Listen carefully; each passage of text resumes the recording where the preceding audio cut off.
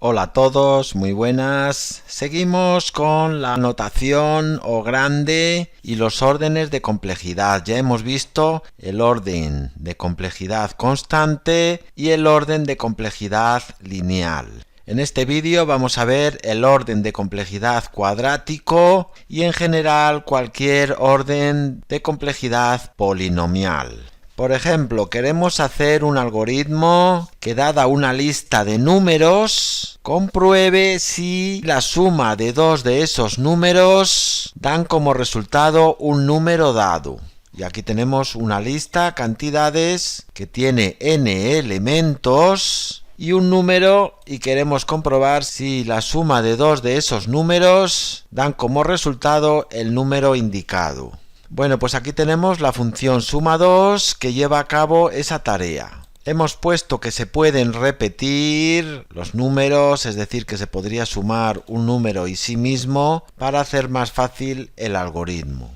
Bueno, pues simplemente tenemos una lista vacía pares, for i in lista, for j in lista. Si i más j es igual al valor que se busca, pues lo añadiremos a la lista pares. Para llevar a cabo esta tarea necesitamos recorrer para cada número de la lista todos los demás y comprobar si este número más este o este número más este dan como resultado el número indicado. Una vez que hemos recorrido el primer número de la lista, hemos de recorrer el segundo número de la lista. Por tanto, necesitamos dos bucles y para cada número de la lista tenemos que recorrer todos los demás números de la lista. Con lo cual vemos que si contamos las operaciones, vamos a tener n operaciones por cada n operaciones.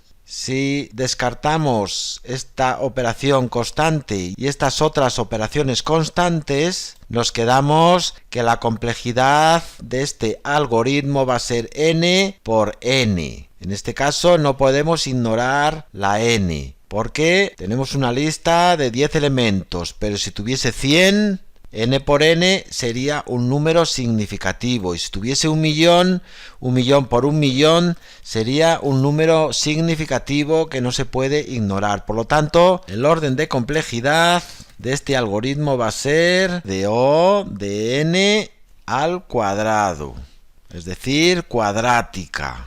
Tal y como hemos visto en el esquema anterior, vamos a tener el orden de complejidad O de n al cuadrado o cuadrático.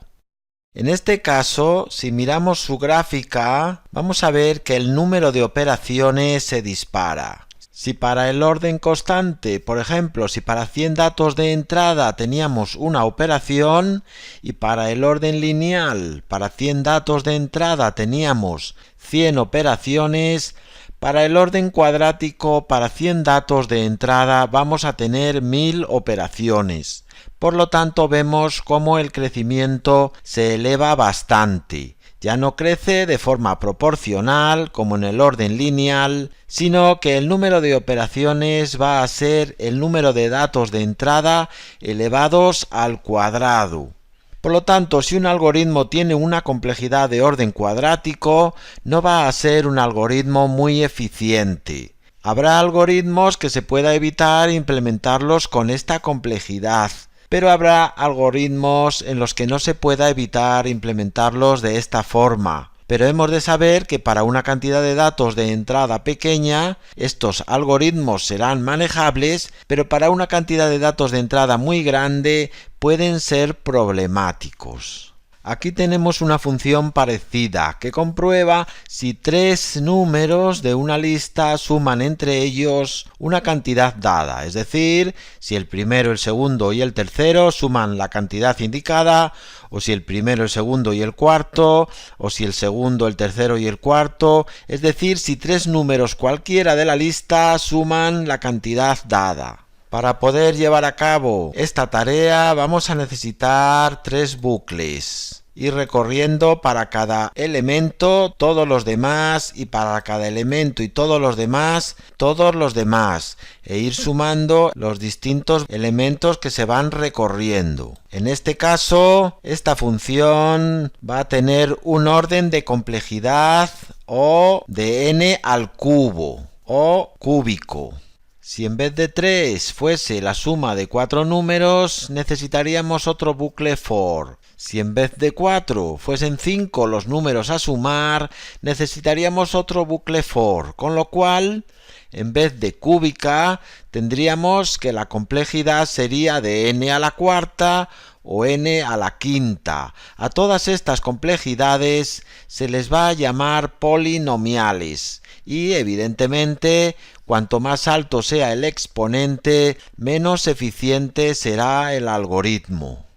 Bueno, pues vamos a dejar este vídeo aquí, no sin antes proponerte un reto. Imagínate que una empresa de autopistas tiene instalada una cámara en una de sus autopistas que cuenta el número de vehículos que pasa por esa autopista.